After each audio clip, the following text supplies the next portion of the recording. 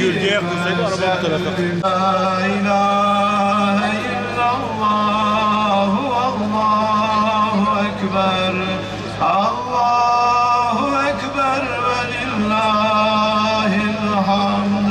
Merve ile Safa'ya Muhammed Mustafa'ya bizden selam götürün.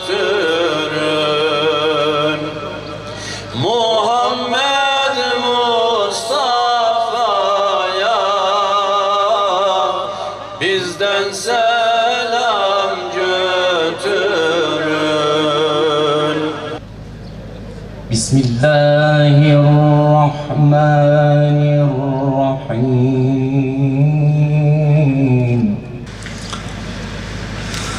واتخذوا من مقام إبراهيم مصلى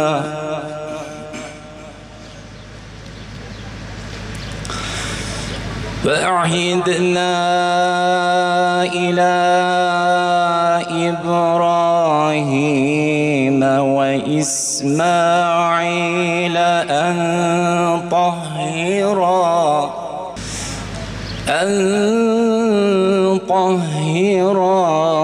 بيتي للطائفين والعاكفين. ربنا تقبل منا إنك أنت السميع العليم. Gerçekten hac çok büyük dersler, çok büyük mesajlar, hacdaki o görmüş olduğumuz o manzaralar bizlere çok büyük mesajlar veriyor. İşte Cenab-ı Hak nasip müyesser eyler ise bugünden itibaren seferimiz başlıyor. Bu seferde zorluk vardır. Bu seferde meşakkat vardır. Bu seferde mutlaka ve mutlaka bizim çok sabırlı olmamız gerekiyor. Ondan dolayı Hazreti Peygamber aleyhissalatu vesselam Efendimiz hacca niyet ederken şu şekilde dua etmemizi bizlere emir buyurmuştur. Allahümme inni uridul hacce feyessir hali ve tekabbelha minni. Ya Rabbi, ben hacca niyet ediyorum. Bu haccı bana kolaylaştır ve benden kabul buyur. Ya Rabbi, bu haccı bize kolaylaştır. İşte Arafat'a gidiyorsunuz. Kendiniz için dua ettiğiniz gibi alemi İslam için dua edin. Ülkemiz için dua edin. Milletimiz, memleketimiz için dua edin. Bugün gerçekten İslam alemi birleşir, kenetleşir, bütünleşirse işte hacda da o manzarayı göreceğiz inşallah Teala. Dünyanın en süper gücü İslam alemi olur. Günde 5 vakit okunan ezan-ı Muhammediyeler bizi camiye, cemaate davet ediyor. Birliğe, beraberliğe, kardeşliğe davet ediyor. Haftada bir cuma günleri toplanmamız yine aynen bu şekilde bize bu şekilde hatırlatmada bulunuyor.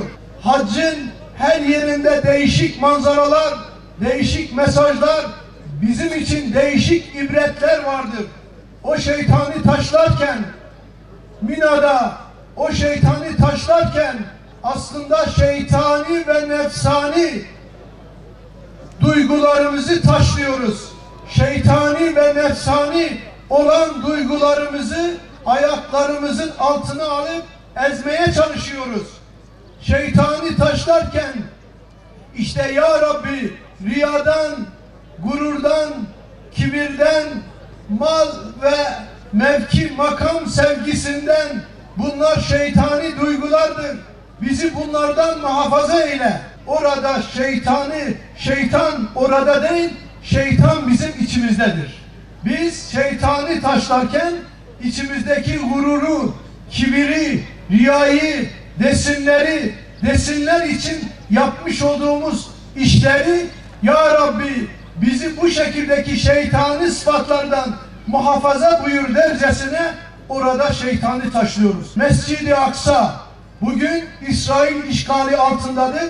Cenab-ı Hak en kısa zamanda Mescid-i Aksa'da namaz kılmayı, Mescid-i Aksa'da dua etmeyi, Mescid-i Aksa'nın özgürlüğüne kavuşması için orada mutlaka dua etmemiz lazım. 1,5 milyar İslam aleminin ilk kıblesi Hazreti Peygamber Aleyhisselatü Vesselam Efendimizin oradan miraca yükselmesi İslam alemi için en mukaddes mekanlardan birisi Mescid-i Aksa İsrail işgali altındadır. İnşallah Teala kısa zamanda Mescid-i Aksa'da namaz kılmak üzere elimizi Beytullah'ta açıp dua etmeye çalışalım. Bugünden itibaren tekrar eve dönünceye kadar sabrı unutmayın. Eskiden bizim bir hocamız böyle bir konuşmada şunu söyledi. Sorarlarsa adınız ne? Sabır. Soyadınız ne? Yine sabır. Sabırlı olarak gidip gelmeyi, bir de yaşlı olan hacılarımız var. Onların hizmetinde bulunmak kadar hayırlı bir şey yok. Yaşlı olan bayan hacılarımıza, erkek hacılarımıza yardımcı ve destek olalım. İnşallah sabırlı bir şekilde gidip gelmeyi, orada af edilenlerden olmayı Cenab-ı Hak cümlemize nasip eylesin. Elhamdülillahi Rabbil alemin. Vessalatu vesselamu ala Resulina Muhammedin ve ala alihi ve sahbihi ecmain. Haçlarını makbul eyle. Bizleri cenneti kazananlardan eyle ya Rabbi. Parasını ziyaret etmeyi nasip eyle ya Rabbi. Peygamber Efendimizin sevgisine, iltifatına, teveccühüne cümlesini nail eyle ya Rabbi. Eşhedü en la ilahe illallah ve eşhedü enne Muhammeden abduhu ve resulüh diye senin yolundayken, abdestliyken, zikrindeyken, şükründeyken, can yolundayken, hac yolundayken, umre yolundayken can vermeyi nasip eyle ya Rabbi. La şerike leke lebbeyk innel hamde ve ni'mete leke vel mulk la şerike lek.